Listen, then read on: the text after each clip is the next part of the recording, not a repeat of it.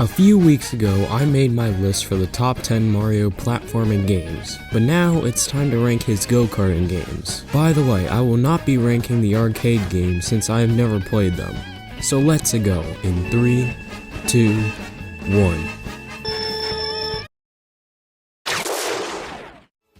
To start off this list, we have a game that brought Mario Kart to the mobile universe. Mario Kart Tour is pretty good for what it was designed for. Plus, it is full of retro tracks from every game, so there is a high chance that you will get to play some nostalgic courses. A massive drawback of this game is if you want to use a specific character, you will either have to gamble rubies or you have to buy it. And also, you need specific parts or high scoring on some tracks. Not to mention, everything is ridiculously overpriced, so you better be happy playing with whoever you get. Another problem with this game is you need Wi-Fi or data to play this game. And if I need Wi-Fi, then I might as well just play a different game at home.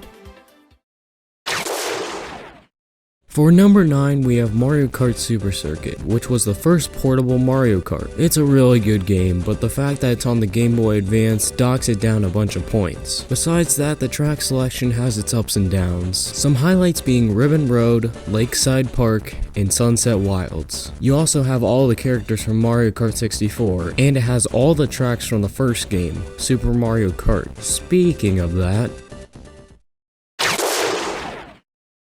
Super Mario Kart started the series off going from platforming to go-kart racing. The best part about this game is the fact that there are items which change the whole idea of racing. Some items slow others down, some speed you up, and others do all of those. This game even had Donkey Kong Jr. as a playable character, and there is a multiplayer mode. Since it's the first game in the series, the tracks are a bit basic compared to the ones we know and love now. Also, the controls are really hard to get used to, and the 100cc is a pain to go through if you are not used to the controls. But those issues don't stop it from being one of the best SNES games.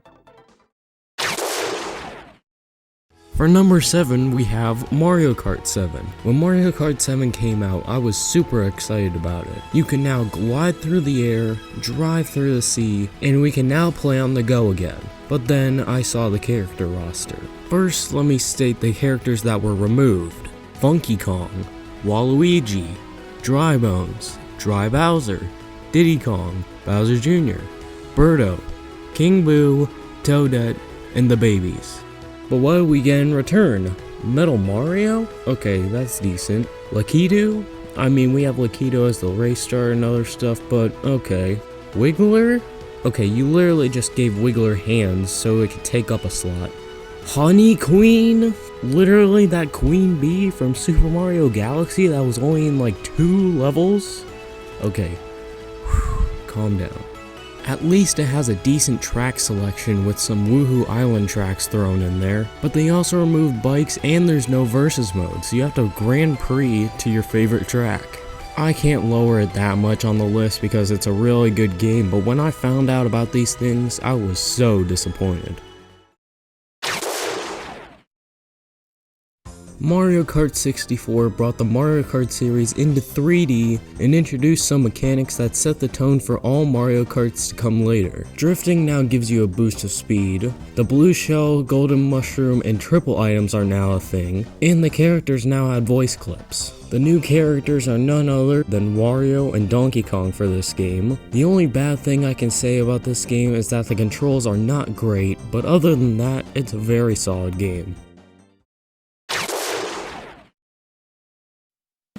Mario Kart 8 for the Wii U added the concept of anti-gravity into the Mario Kart series and fixed a lot of problems with the series beforehand. The trick system was now almost perfected, bikes were back, and the Super Horn can now destroy blue shells. And some characters were added back to the series, which were Waluigi, Toadette, and the babies, but that's it.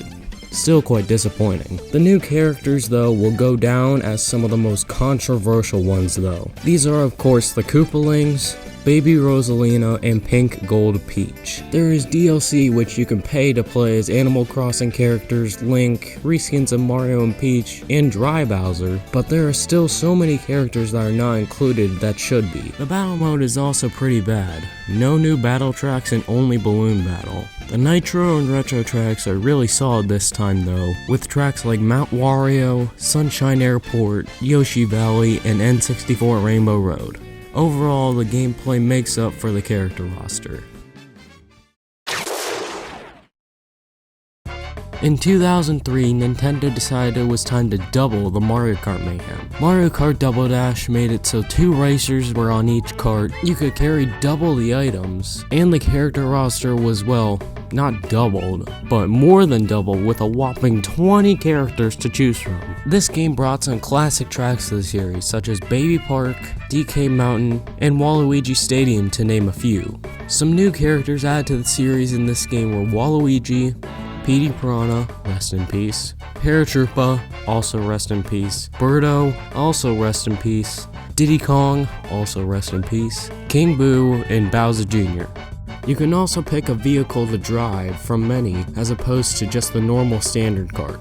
This is just a stunning game that is really underrated.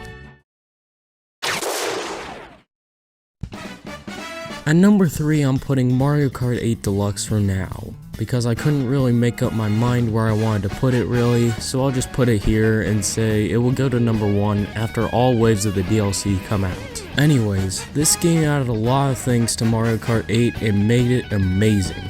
Dry Bones, Bowser Jr., and King Boo were back along with all the DLC characters being playable for free. 4 new cups were added with retro tracks like Yoshi Circuit, Wario's Gold Mine, Neo Bowser City, and Ribbon Road, which had one of the best upgrades of all time and is amazing compared to the original, which wasn't bad itself.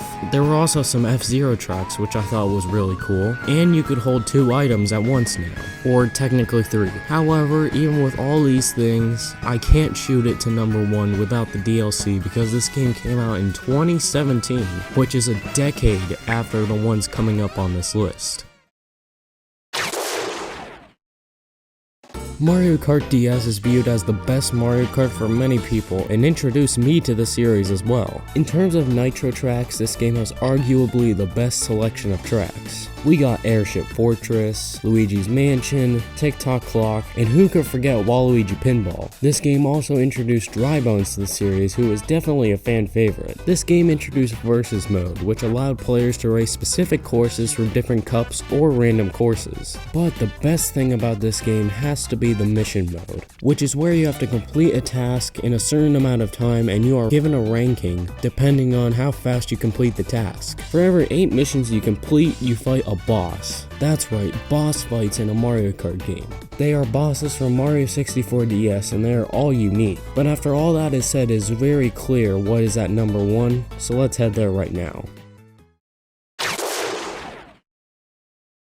At number 1, we have Mario Kart Wii. Playing this game with family and friends back in the day was an absolutely amazing experience, and I wish I could go back to those times. Anyways, it introduced tricks to get boosts off of ramps, introduced bikes, and brought the Mega Mushroom from the new Super Mario Bros. Games. This power-up grows you just like in the other game, and you can squish other players to make them slow down. You get this in 5th through 9th, which is where most racers are, so that's very exciting to use. The best time for this power-up is when you are playing with someone and one of you gets it and is chasing the other person down. It's a really crazy fun power-up. Also, everyone knows that the Wii version has the best character roster, adding Funky Kong, Tri Bowser, and Rosalina, while keeping all the other fan favorites in the game. I haven't even brought up the tracks yet. In my opinion, this game has the best traffic, Bowser's Castle, and Rainbow Road tracks, with the fast pace and chaotic Moonview Highway, the crazy Bowser's Castle you have to experience to understand the greatness, and the most famous Mario Kart track, Wii's Rainbow Road. One of the hardest Mario Kart tracks, but also really fun at the same time.